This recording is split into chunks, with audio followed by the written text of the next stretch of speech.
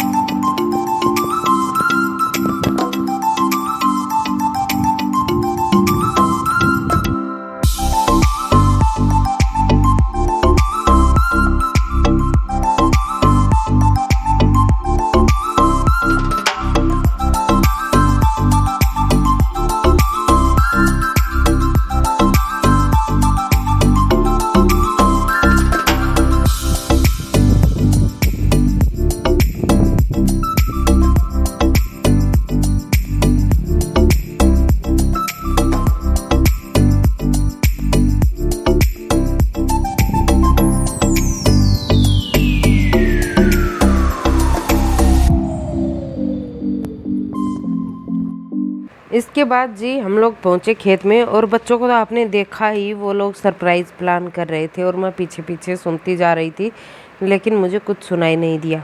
खैर पहुँच गए खेत में, और ये प्यारी सी बच्ची, छोटू सी क्यूट सी बच्ची सीनू है, जो कि आजकल बड़ी शैतान हो गई है।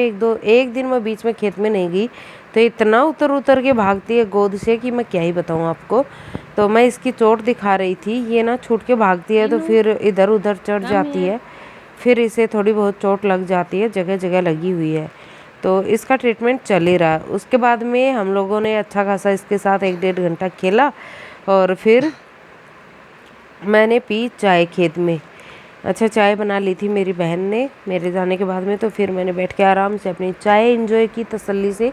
मैंने थोड़ी देर पहले आपको बताया कि आजकल चाय नहीं होती है, तो क्योंकि मैं खेत में चली जाती हूँ ना, तो उस टाइम पे चाय का वक्त होता है। कभी वो लोग बना लेते हैं मम्मी लोग, तो मैं पी लेती हूँ थोड़ी बहुत 1-2 घूंट। बाकी मेरा शाम को चाय पीने का आजकल मन ही नहीं करता, मुझे छोड़ दिए हैं मैंने, 1-1.5 हफ्ता ही हो गया होगा छोड़े हुए।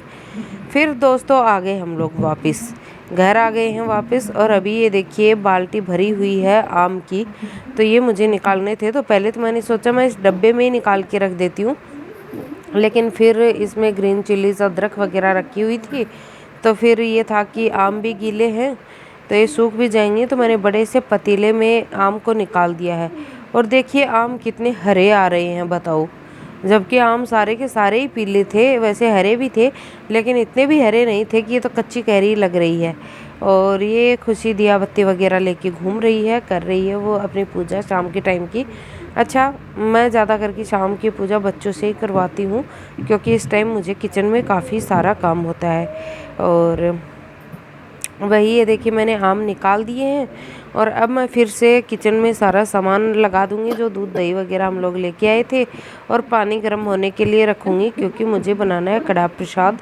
तो प्लानिंग कुछ और होती है, किया कुछ और जाता है, होता कुछ और ही है, मिलता कुछ और ही है। यही ज़िंदगी का फंडा है और यही चलता रहता है।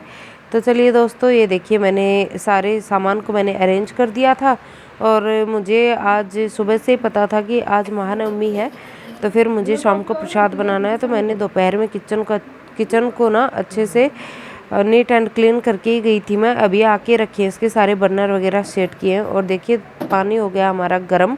और इतना पानी नहीं चाहिए था मुझे, लेकिन मैंने ज़्यादा ही गर्म कर लिया। फिर मैंने रख दी है अपनी बेकार सी कढ़ाई गैस पे, क्योंकि मेरे पास यही कढ़ाई है, तो मैंने यही रख दी है। और देखिए घी जमा हुआ था, क्योंकि मैंने फ्रिज में रख दिया था, तो घी मैंने डाल लिया है। और अब मैं बनाऊंगी कड़ाह प्रसाद, यानी कि आटे का हलवा। जी हाँ, आटे का हलवा बनाऊंगी, और आटे के हलवे की रेसिपी मैं आई बॉइलिंग ही कर रही हूँ।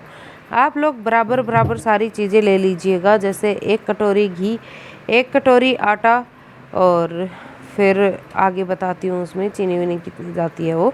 वैसे तो आप अपने टेस्ट के अकॉर्डिंग स्वीट कर सकते हैं हलवे को। और ये देखिए घी इसमें ना कम ही पड़ गया, और शुरू में आपको ना घी कम लगेगा ही आटे में, बराबर डालेंगे तो भी, क्योंकि आटा कच्चा होता है। जैसे जैसे आटा भूनता जाएगा ना, वैसे वैसे ही ना आटे में घी निकलने लगेगा, घी छोड़ने लगेगा। लेकिन कम ही था तो मैंने थोड़ा और डाला था, क्योंकि मुझे पता था आटे में घी कम है। और ये देखिए मैं भून रही हूँ, एकदम मैंने धीमी आंच कर दी है, बिल्कुल स्लो गैस पे। पेशेंस के साथ भूनेंगे आटे को, क्योंकि आटे की भुनाई बहुत ही मेजर टास्क होता है, जो हलवे का टेस्ट लेके आती है। तो अच्छे से ना प्यार से पेशेंस के साथ भुने, टाइम से पहले ही लग जाए कड़ाह प्रसाद या हलवा वगैरह कुछ बनाना हो तो, क्योंकि पेशेंस लेवल बहुत ज़्यादा चाहिए होता है हलवे वगैरह को बनाने के लिए, स्पेशली आटे का हलवा। क्योंकि अगर आप हाई फ्लेम कर देंगे ना, तो आटा जल जाएगा, और उसके बाद में फिर अच्छा जला जला सा टेस्ट अच्छा खासा होने लगेगा उसमें। और देखिए मैंने थोड़ा सा घी और डाल दिया है, और अब यह आटा अच्छे से पकने लगेगा। फिर दिखाती हूँ आपको थोड़ी देर में। और अच्छा, मैं बोल रही थी कि आटे को हाई फ्लेम पे या मीडियम फ्लेम पे भुनेंगे ना, तो आटा जलने लगेगा, फिर उसमें अच्छी खासी जले की बदबू आने लगेगी, अच्छा खासा टेस्टी हलवा नहीं बनेगा। तो इसीलिए आप स्लो ही गैस पे, मीडियम भी नहीं कहूँगी, स्लो गैस पे पेशेंस के साथ आटे को भूने। और मुझे भी काफ़ी टाइम लग गया था आटा भूनने में। और अब इसमें आप अपने अकॉर्डिंग के अनुसार आप मीठा डाल सकते हैं। आप चाशनी बना के डाल लीजिए, चाहे तो आप इसमें दूध डाल लीजिए। और ये देखिए भुनने के बाद में कुछ ऐसा हाल था हमारे हलवे का। जी हाँ, इसने छोड़ दिया था अच्छे से घी। तो इस तरह की कंसिस्टेंसी जब आ जाए ना, और अब देखिए हलवे का कलर भी एकदम चेंज हो गया, कहाँ तो वाइट था और कहाँ अब देखिए एकदम भूरा भूरा सा होने लगा है, ब्राउन कलर ले लिया है। और मैं स्पैचुला पे निकाल रही हूँ, तो भी देखिए कितना घी फिसल के आ रहा है। और चलिए अब डालेंगे इसमें गर्मा गर्म पानी। तो मैंने बताया आपको, आप चीनी पानी में भी घोल सकते हैं, लेकिन मैं चीनी अलग से ही डालूँगी। और ट्रेडिशनली हलवा इसी तरह से बनाया जाता है। अच्छा, इस हलवे की खासियत एक और है, इस हलवे को ना प्रेग्नेंट लेडीज़ को बहुत खिलाया जाता है। और पानी डालते समय केयरफुल रहें, छींटे भी उछलेंगे, उबाल भी आएगा हलवे में, तो फिर हाथ जलने के चांसेस रह सकते हैं।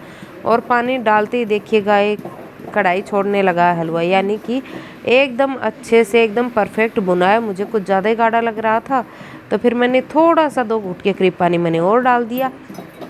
अच्छा, मैं बोल रही थी कि प्रेग्नेंट लेडीज़ को ये हलवा बहुत खिलाया जाता है। इनफैक्ट हमारे राजस्थान में तो ना, जो न्यू बॉर्न बेबी होते हैं ना, उनकी मम्मी जो होती है, न्यू मॉम होती है ना, उन्हें पूरे 1 महीने जब उन्हें रखा जाता है ना रिकवरी प्रोसेस में, आफ्टर प्रेगनेंसी उनके रिकवरी प्रोसेस में वो होती हैं, तब उन्हें पूरे महीने ही हलवा खिलाया जाता है अच्छा खासा घी डाल के। अब देखिए मैंने मीठा डाल दिया आई बॉइलिंग करके ही, तो आप अपनी स्वीटनेस के अकॉर्डिंग मीठा डाल लें, कम ज़्यादा कर सकते हैं। तो वैसे मुझे ऐसा लगता है मिठाइयाँ मीठी अच्छी लगती हैं, क्योंकि फीकी मिठाइयाँ में वैसे भी टेस्ट आता नहीं है। तो अभी ये चीनी जो अपना पानी रिलीज़ करेगी ना तो फिर छोड़ेगी पानी, और ये थोड़ा सा पतला हो जाएगा, लेकिन इसे पेशेंस के साथ भूनिए। और देखिए अब आप इसे एक जगह घुमाएंगे और ये सारा हलवा घूमेगा, तो बीच बीच में स्पैचुला ना निकाल के आप इधर उधर भी चलाते रहें, ताकि हलवा बहुत ही टेस्टी सा बनेगा। सब जगह पे चीनी बराबर मिक्स हो जाएगी। और देखिए देखते ही देखते पानी रिलीज़ कर दिया है शुगर ने भी, और कितना ही पतला सा हलवा हो गया है। और आप लोग बिलीव नहीं करेंगे, मेरे बच्चे आटे का हलवा नहीं खाते हैं।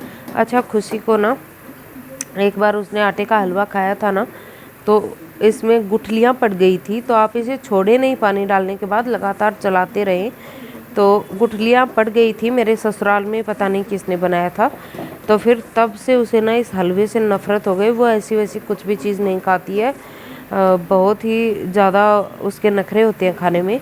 लेकिन मैंने 3-4 बार बना दिया। वो पहले पहले तो मन मार के खाती थी, उसे पसंद ही नहीं आता था, लेकिन वो इस डर से कि कहीं मम्मी डांट ही ना दे वो खा लेती थी। बाकी हलवा देखिए हमारा बनके तैयार हो गया एकदम से। आप बंद कर सकते हैं यहीं पे, और मैं भी बंद कर दूँगी। तो मैं बता रही थी, लेकिन अब जब मैं ये हलवा बनाती हूँ ना तो बहुत चाव से खाती है। और ये देखिए कढ़ाई भी एकदम साफ़ है, कुछ नहीं लगा कढ़ाई में, और हलवा कहीं भी नहीं चिपक रहा है। तो दोस्तों इसी तरह से हलवा कड़ा प्रसाद बन के हो गया हमारा तैयार। और कहते हैं ना, भोग प्रसाद जो बनता है ना उसका एक अलग ही लेवल का टेस्ट होता है। ये देखिए इसका कलर और कितना अच्छा, मैंने भगवान जी को लगा दिया था भोग।